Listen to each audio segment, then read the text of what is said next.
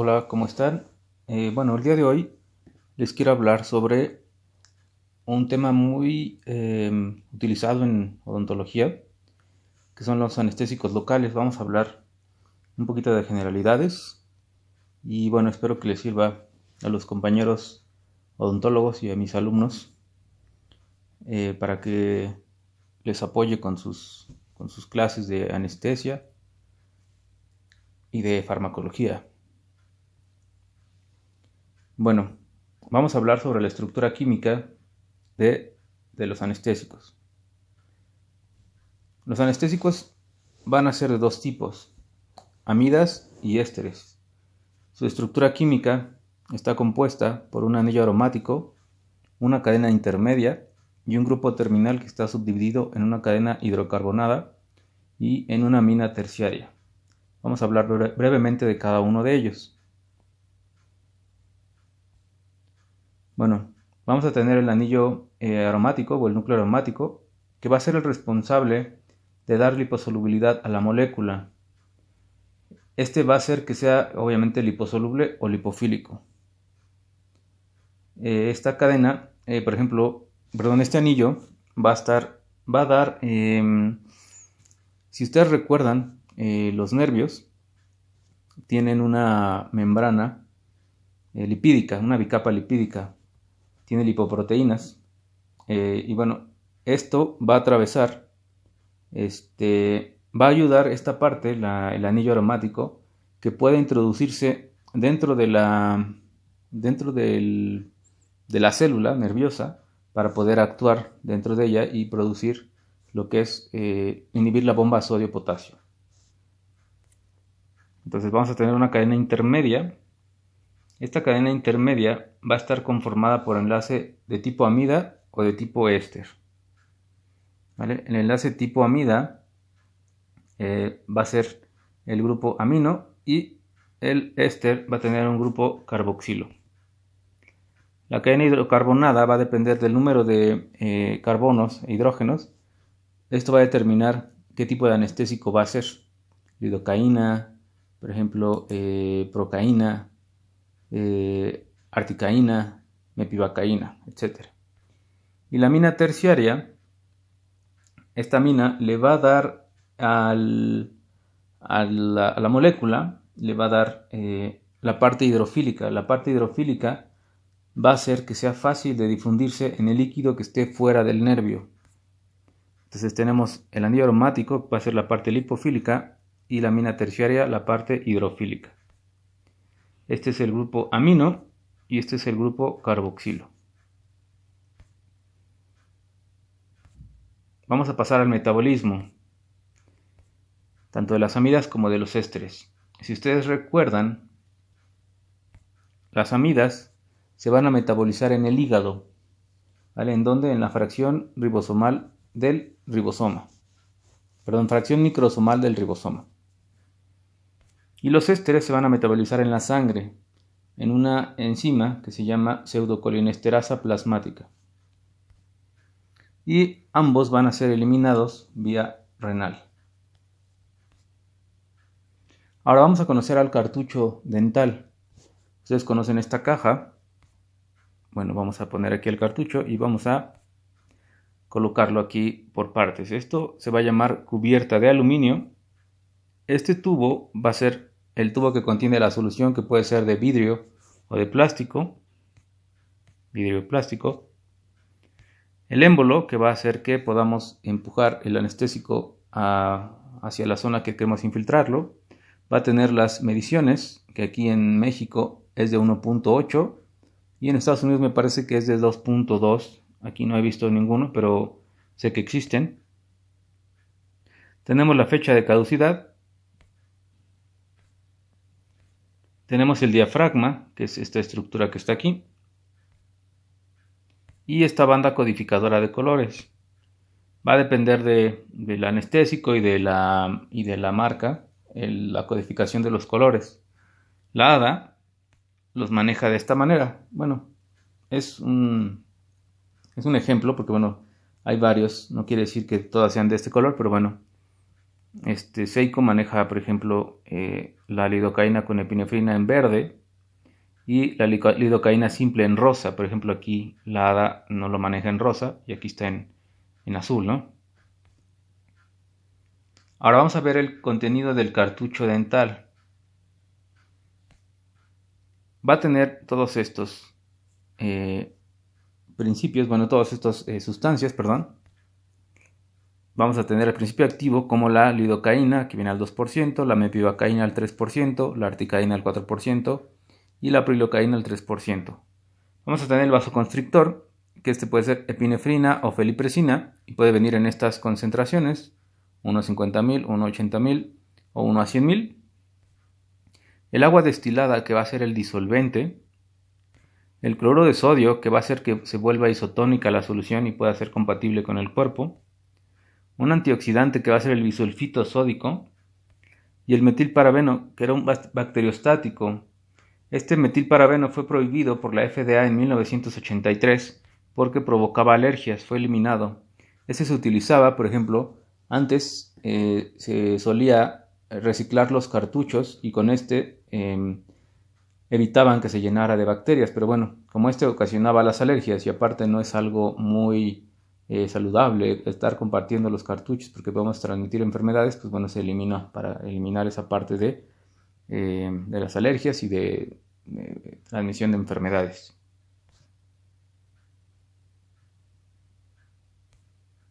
Ahora, ¿cómo se clasifican? En amidas, obviamente, y en ésteres. Vale, vamos a ver algunos ejemplos aquí. Estos son los ejemplos de amida más comunes y de los ésteres. Aquí hay un debate entre la articaína. La articaína dicen que puede ser amida y éster porque se metaboliza tanto en hígado como en sangre. Es el anestésico que puede causar más alergia de todos porque tiene una parte éster. Casi todos los ésteres tienden a causar un poquito más de reacción alérgica porque se metabolizan en sangre. Y bueno, aquí les voy a dar un tip.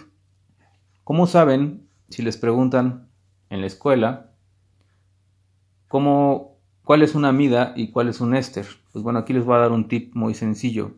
Si ustedes se fijan del lado de las amidas, obviamente aquí vamos a excluir la articaína, pero bueno, si ustedes se fijan, todas tienen una letra I antes del prefijo caína, perdón, del sufijo caína.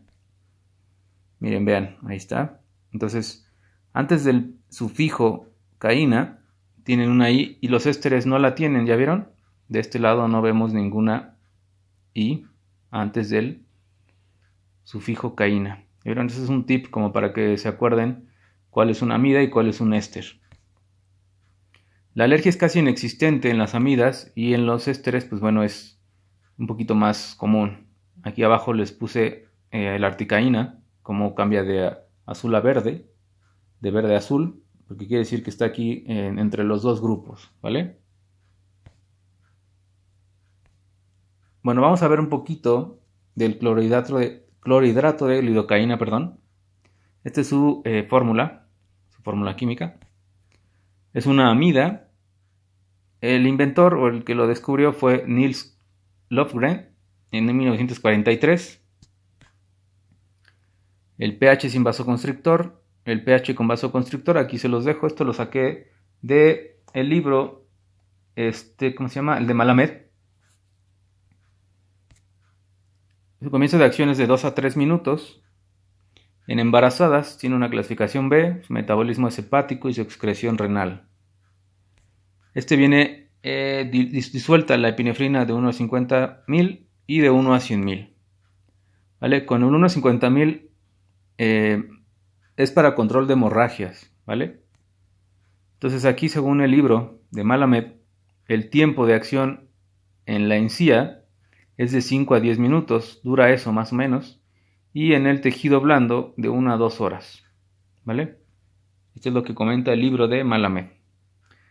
Ahora, aquí tenemos, va a ser, esta parte del lado en azul va a ser sin vasoconstrictor y el lado derecho va a ser con vasoconstrictor, ¿vale? Entonces aquí vemos que en la encía va a aumentar hasta 60 minutos y en tejidos blandos de 3 hasta 5 horas. Vamos a hablar ahora de la mepivacaína. Su fórmula es una amida, su inventor, el pH sin vaso y con vasoconstrictor. Siempre vean que con vasoconstrictor es un poquito más ácido. Su comienzo de acción de 2 a 3 minutos. Su clasificación para el embarazo es clasificación C, no se recomienda usar.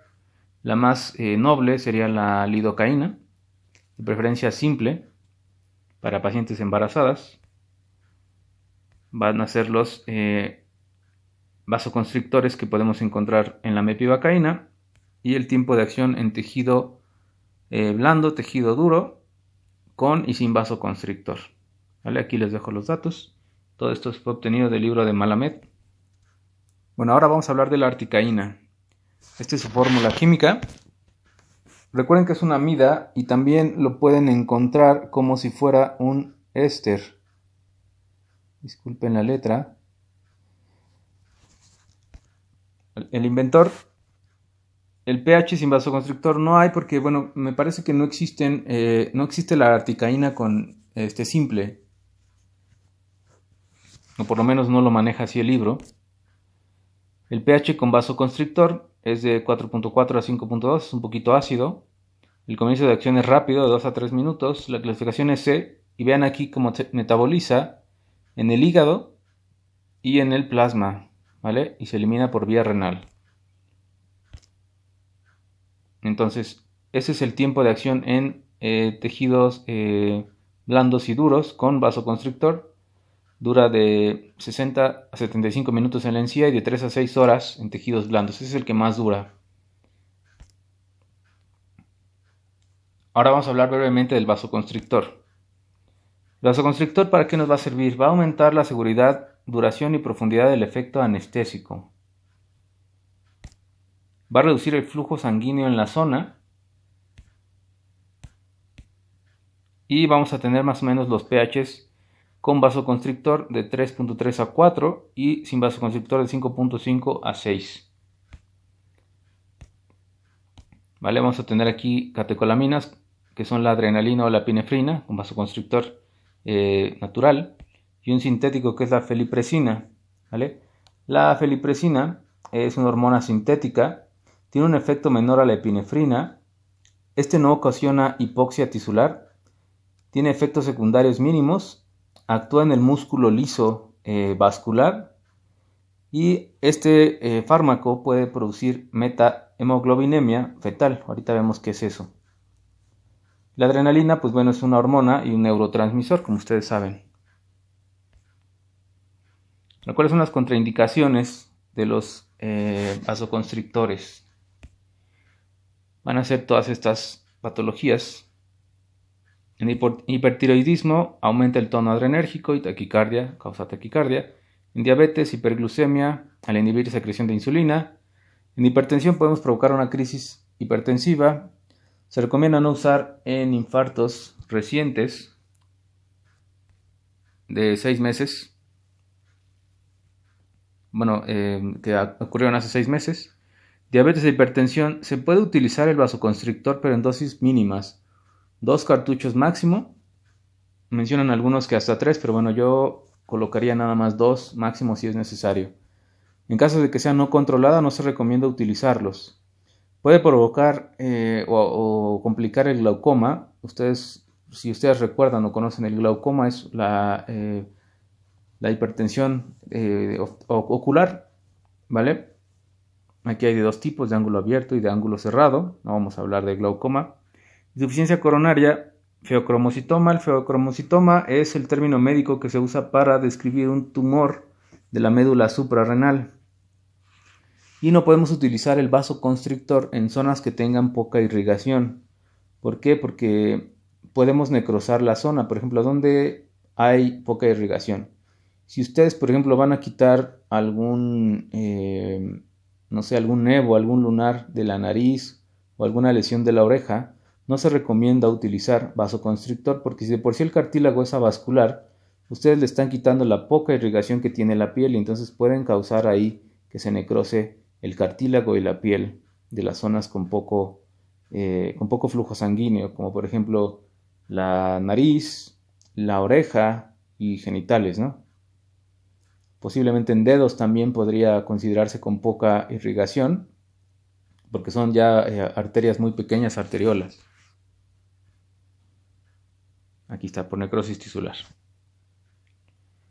Ahora vamos a hablar de la anestesia local, se puede producir de las siguientes formas. Podemos producirla por bloqueo de despolarización y conducción axonal, que es la bomba sodio-potasio. Podemos hacer anestesia local aplicando frío. Para colocar una anestesia que no duela, podemos provocar isquemia. Podemos apretar con el mango del espejo o con el dedo hasta que se ponga isquémico y después colocar la anestesia. Así va a doler un poquito menos la infiltración.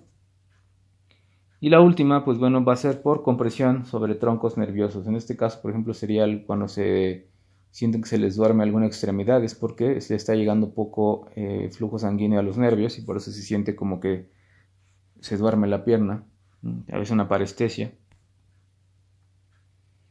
Ahora, ¿cuáles son las variedades de anestesia locorregional? Bueno, aquí se va a obtener bloqueando la transmisión a diferentes niveles, teniendo las siguientes variedades. La anestesia tópica, bueno, esta se va a aplicar sobre tegumentos, en especial sobre mucosas donde tienen la capacidad de atravesarlos y va a actuar sobre las terminaciones sensoriales. Esta anestesia tópica actúa principalmente, como les dije, en mucosas y en piel, pero en la piel que está lastimada, ¿vale? Cuando está la piel así sana, no va a actuar o va a actuar muy lento.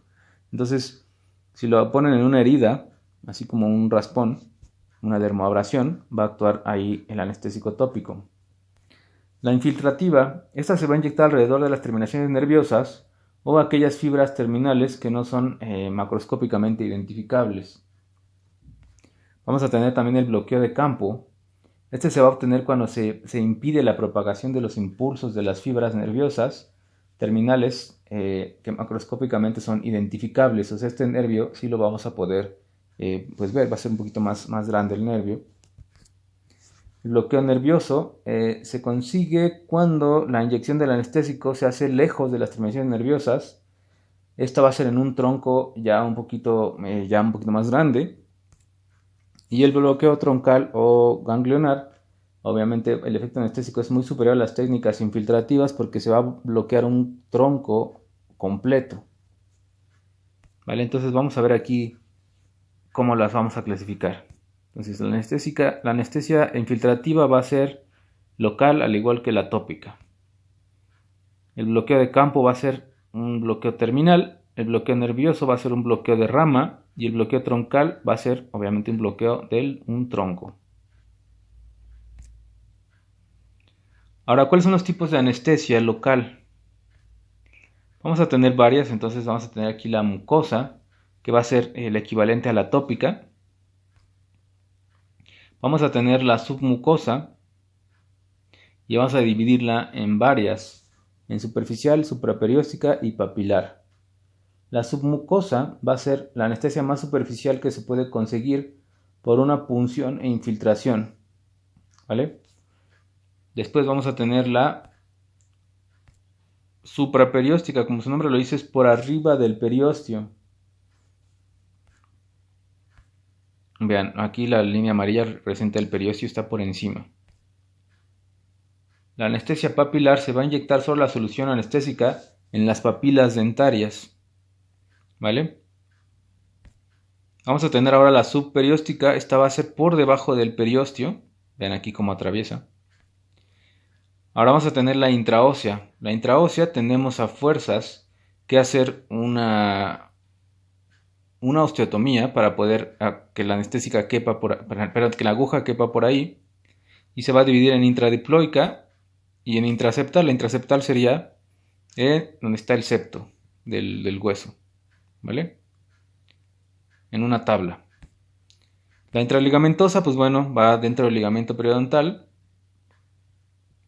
Y obviamente la intrapulpar, para esto tendríamos que hacer una cavidad y ponerla dentro del diente. Entonces estos son los tipos de anestesia local.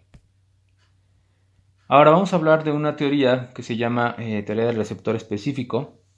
Esta teoría es la más aceptada y la cual va a decir que los anestésicos locales van a actuar sobre unos receptores específicos que van a estar situados en la membrana, en la propia membrana de la célula y concretamente en el interior de los canales de sodio. Esto, cuando el anestésico local entra en contacto físico con su receptor, van a obstruir el paso. Entonces aquí está el anestésico local, entra al receptor, va a bloquear el paso de el sodio. Entonces, así se va a evitar la despolarización y el cambio del potencial de acción. No sé si se haya entendido un poco, espero que sí, pero pueden buscarla como teoría del receptor específico. Aquí está, entonces esto es lo que les decía. Se bloquea el receptor y entonces ya no deja pasar al sodio. Ahora, esta es la teoría de la deformación de la membrana. Esta teoría nada más aplica para las anestesias tópicas. Esta va a penetrar la membrana lipídica y va a provocar una deformación por expansión de la membrana exoplásmica. Esto va a disminuir el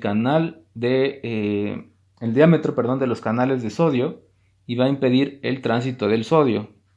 El anestésico local entra, por ejemplo, un anestésico tópico, va a deformar la membrana. Entonces, los poros, al deformarse la membrana, normalmente entra así el sodio, pero al deformarse la membrana se achican estos poros y entonces el sodio ya no puede entrar. ¿Vale? Entonces pasa esto, se deforma la membrana y ya no deja pasar al sodio y ya no se despolariza el nervio. Esto duró unos pocos minutos en la tópica. Si se dan cuenta, cuando ustedes ponen tópica no dura más de 5 minutos. Entonces vamos a hablar ahora de los anestésicos tópicos. Los anestésicos tópicos no van a actuar sobre piel sana. Van a actuar o en mucosas o en piel lacerada, como les expliqué. Va a ser una concentración mayor a la infiltrada y por eso hay riesgo de toxicidad local y sistémica. A mí no me gusta utilizarlos cuando se pone una anestesia bucal. No me gusta utilizar el tópico por esto del alto riesgo de toxicidad local. No tienen vasoconstrictor, se absorben rápidamente, son insolubles en agua, pero solubles altamente en alcohol. Y bueno, van a anestesiar aproximadamente de 2 a 3 milímetros. ¿Vale? Ustedes van a ponerlo en la boca, se van a anestesiar 2-3 milímetros, suficientes para que no duela el piquete, pero de todas maneras cuando ustedes metan el líquido, pues eso ya no pueden hacer nada, le va a molestar al paciente un poco. Vale, ahora vamos a hablar de la benzocaína. La benzocaína es el anestésico tópico. Su fórmula química, este es un éster. Su comienzo de acción es muy rápida, 30 segundos, dura de 10 a 15 minutos, un poquito menos tal vez, poco hidrosoluble. Absorción escasa hacia el sistema cardiovascular. Este no es idóneo para inyección. Es clasificación C, se metaboliza en el plasma porque es un éster. Y las presentaciones vienen en aerosol, en gel, en parches de gel, en pomada y en soluciones. A mí no me gusta usar los tópicos porque, como les dije, pueden aparecer reacciones alérgicas localizadas tras un uso prolongado o repetido, que podrían convertirse a la larga en sistémicos. Pero bueno, eso ya es de cada quien. Ahora vamos a hablar de la metahemoglobinemia. ¿Qué es esto? Bueno, la hemoglobina es la proteína en los glóbulos rojos que transporta y va a distribuir el oxígeno al cuerpo. ¿Vale? Entonces, tenemos los valores aquí de los hombres de 14 a 16 gramos por decilitro y en las mujeres de 12 a 14 gramos por decilitro. Acuérdense que transporta oxígeno, libera el oxígeno en el tejido donde se necesite y la metahemoglobinemia, ¿qué va a hacer? Va a ocurrir menos del 1%, va a ser cuando se está volviendo tóxico. Esto va a ser por una reacción que tiene en la sangre. ¿Qué va a pasar? La hemoglobina se va a oxidar en metahemoglobina, principalmente por estos dos fármacos. Este es un éster y esta es una amida. Bueno, aquí es un éster, perdón.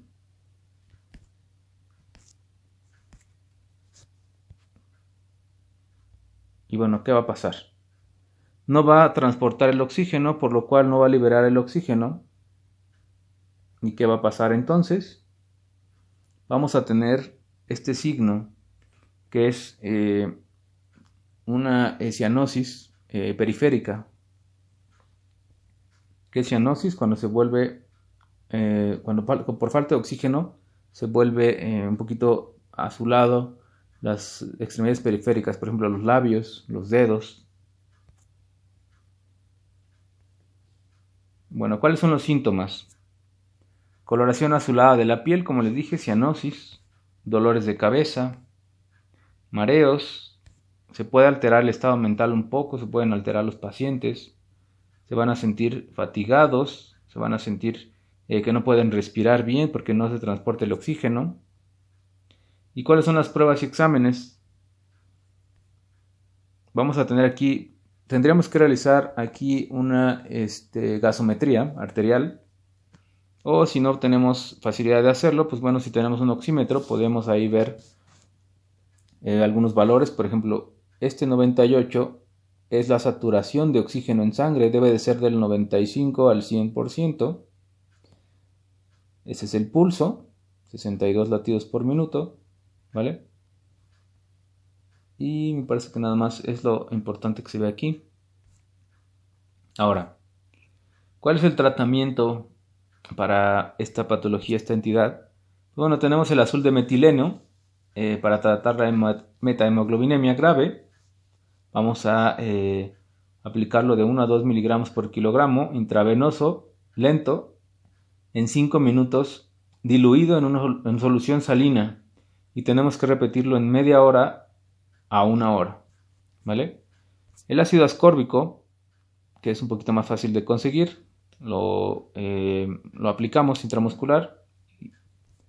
Oxigenoterapia hiperbárica, pues bueno, esto también estaría un poquito más complicado ya. Transfusión de glóbulos rojos. Y bueno, también podemos realizar en los bebés un procedimiento que se llama exsanguinotransfusiones. En la mayoría de los casos es adquirida y leve, no requiere tratamiento, pero si lo requirieran, pues bueno, podrían utilizar cualquiera de estos dos, que es lo más accesible. Este es el más accesible de los dos. O simplemente tomando un poquito de agua para diluir el medicamento. Es un poquito más lento, pero bueno.